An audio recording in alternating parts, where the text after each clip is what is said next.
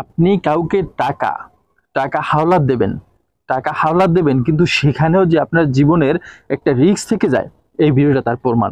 দেখেন এই লোকটার কথা আমি আপনাকে বলছি। এই লোকটা কারো কাছ থেকে টাকা নিছে, ঋণ টাকা নিছে ব্যাংক চেক দিয়ে, মানে ব্ল্যাঙ্ক চেক দিয়ে। আমাদের সমাজে প্রচলিত রয়েছে না যে ব্ল্যাঙ্ক চেক দিয়ে আমি টাকা নেব, যে তুমি আমাকে মানে 5 লাখ টাকা দাও বন্ধু, আমি তোমাকে কিছুদিন দেবো, বা কাছের লোক হোক দূরের লোক হোক, আমি কিছুদিন পরে সেটা পরিশোধ করে দেবো।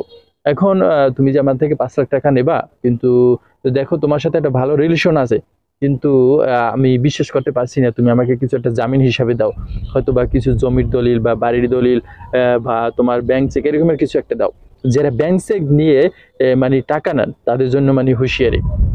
দেখেন এই লোকটা সাংবাদিকতা করে, ঠিক আছে, কিন্তু সে টাকা নিয়েছে তার ব্যাংক চেক দিয়ে, ব্ল্যাঙ্ক চেক দিয়ে টাকা নিছে। টাকা পরিশোধ করার পর তার সাথে কি কাহিনীটা হলো, সে টাকা পরিশোধ করছে, এখন যতই কাছে নিয়ারেস্ট হোক না কেন ব্ল্যাঙ্ক চেকটা তো ফেরত দিতে হবে, কারণ চেক যদি ফেরত না দেয় সেখানে যদি একটা অঙ্ক বসিয়ে সে যদি ব্যাংকে যায়, এটা নিয়ে মামলা হয়, দুইজনের কিন্তু শাস্তি হবে এবং দুইজনে কিন্তু বিভ্রান্তি বা বিপদে পড়বে। যখন সে তার ব্যাংক চেকটা চালু টাকা পরিশোধ করার পর, তখন কিন্তু ওই দুর্বৃত্তরা তাকে মনে করেন যে ব্যাংক চেক তো দিল না, উল্টো তাকে ছুরি, বিভিন্ন রকমের ছুরি দিয়ে আঘাত করছে, সন্ত্রাসী মতো একটা হামলা করছে। দেখেন এই মানুষটা এখন কত বিভ্রান্তিত আছে।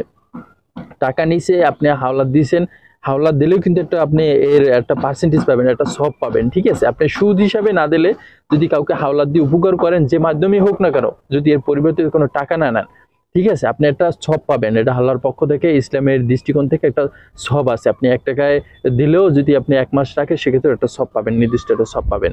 তো এই লোকটা আপনি উপকার করছেন, ঠিক আছে, আপনাকে টাকা দিছে, আপনি চাইতে পারেন যে বন্ধু আমাকে এক্সট্রা কিছু কর, একটা বেনিফিট দে, টাকা সুদ না দিয়ে অন্য অন্য মাধ্যমে কিছু একটা কর, সেটা ঠিক আছে। কিন্তু সে টাকা পরিশোধ করার পর তার চেকটা আপনার ফেরত দেওয়ার একটা কর্তব্য ছিল, কিন্তু চেকটা চাওয়ার পরিবর্তে যে তাকে আপনি ক্ষতি করবেন, তাকে ছুরিয়াঘাত করবেন, এটা এটা আসলে আমাদের সমাজে মানে কোনোভাবেই আপনি ঠিক করেন না।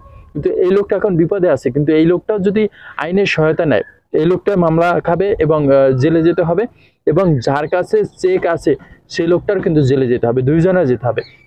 তবে এটা নিয়ে এত সমালোচনা বা একটু বাড়তি কোনো ঝামেলা না করে যদি সমঝোতায় আসতো বা একটা ভালো কিছু করার চেষ্টা করতো, যে না আমি এটা নিয়ে মানে এত ভাড়াবাড়ি না করে একটা কিছু যদি চাওয়া পাওয়া থাকতো সেটা যদি করে দিত, ঠিক আছিল।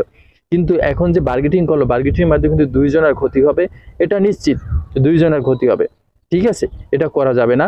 যারা টাকা পয়সা লেনদেন করেন অবশ্যই কোনো স্ট্যাম্প নিয়ে করবেন, বা ভালো ভালো কিছু গণ্যমান্য ব্যক্তিদেরকে সাক্ষী রেখে করবেন। হুম।